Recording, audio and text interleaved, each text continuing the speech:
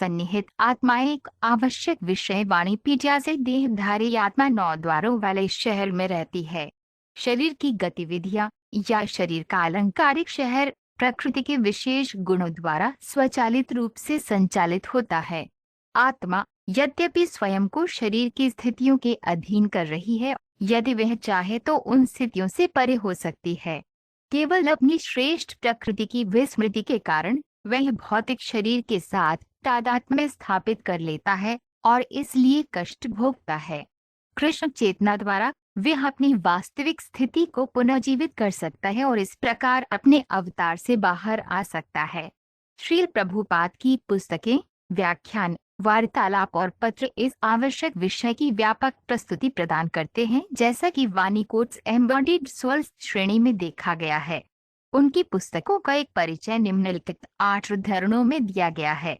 श्रील प्रभुपाद की पुस्तकों से उद्धरण, जैसा कि पहले कहा गया है, व्यासदेव एक मुक्त आत्मा है और उन्होंने आध्यात्मिक पूर्णता प्राप्त करने के बाद अधिकार की इस पुस्तक को संकलित किया। चूंकि संपूर्ण या परम सत्य हर चीज का स्रोत है, कुछ भी उससे स्वतंत्र नहीं है।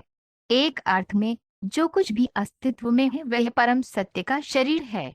शरीर की किसी अंग की कोई भी क्रिया या प्रतिक्रिया देहधारी आत्मा के लिए एक संज्ञेय तथ्य बन जाती है। इसी प्रकार चूंकि सृष्टि पूर्ण सत्य का शरीर है, तो सृष्टि में सब कुछ प्रत्यक्ष और अप्रत्यक्ष रूप से पूर्ण रूप से जाना जाता है।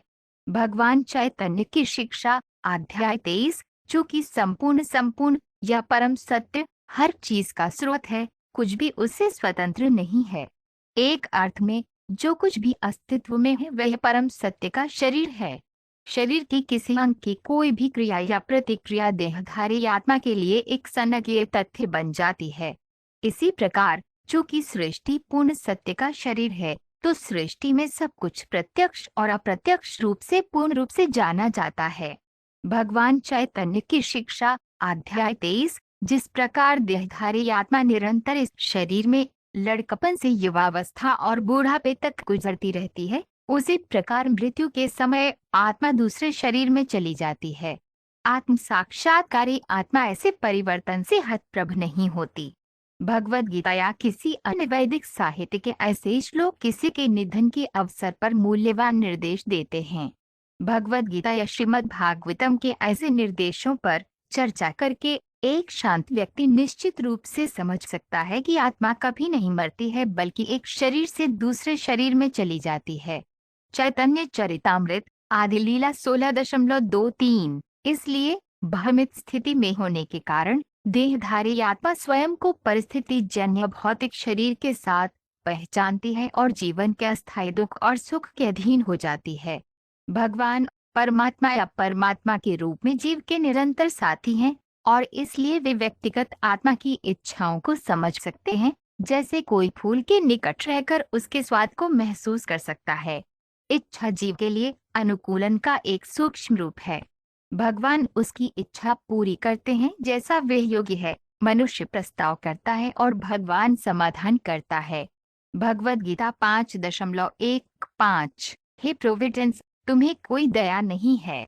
आप देहधारी आत्माओं को मित्रता और स्नेह के माध्यम से एक साथ लाते हैं, लेकिन उनकी इच्छाएं पूरी होने से पहले ही आप उन्हें अलग कर देते हैं। तुम्हारी गतिविधियां बच्चों की मूर्खतापूर्ण शरारतों के समान हैं। चैतन्य चरितामृत, अंत्यलीला 19.45। मेरे भगवान नृसिंहदेव, हे सर्वोच्च, जीवन की शारीरिक अवधारणा के कारण आपके द्वारा उपेक्षित और देखभाल न की गई देहधारी आत्माएं उनकी बेहतरी के लिए कुछ नहीं कर सकती हैं। वे जो भी उपाय स्वीकार करते हैं, भले ही अस्थायी रूप से लाभकारी हों, निश्चित रूप से अस्थायी होते हैं। उदाहरण के लिए, एक पिता और माता अपने बच्चे की रक्षा नहीं कर सकते, एक चिकित्सक और दवा एक पीड़ित रोगी को राहत नहीं दे सकते, और समुद्र में एक नाव एक डूबते हुए आदमी की रक्षा नहीं कर सकती। श्रीमद्भागवत 7.9-19। देहधारी आत्मा कृष्ण चेतना से बचने की अपनी चिरकालिक इच्छा से अपनी ही व्याकुलता का कारण बनती है। परिणाम स्वरूप यद्यपि वह संवैधानिक रूप से शाश्वत, आनंदमय और ज्ञानी है, अपने अस्तित्व की लघुता के कारण वह भगवान की सेवा की अपनी संवैधानिक स्थिति को भूल जाता है और इस प्रकार अज्ञानता में फंस जाता है। और अज्ञानता के वशीभूत होकर जीव दावा करता है कि भगवान उसके सशर्त अस्तित्व के लिए जिम्मेदार हैं।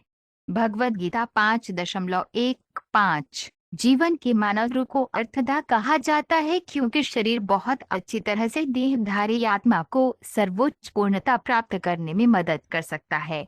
प्रहलाद महाराज ने कहा कि अस्थायी होते हुए भी शरीर हमें सर्वोच्च सिद्धि प्रदान कर सकता है। जीवन के निम्न से उच्च स्तर की ओर विकास की प्रक्रिया में मानव जीवन एक महान वरदान है। लेकिन माया इतनी प्रबल है कि मानव जीवन के इस महान वरदान को प्राप्त करने के बावजूद हम अस्थायी भौतिक सुख से प्रभावित होते हैं और हम अपने जीवन के लक्ष्य को भूल जाते हैं। श्रीमद्भागवत 7.4 44।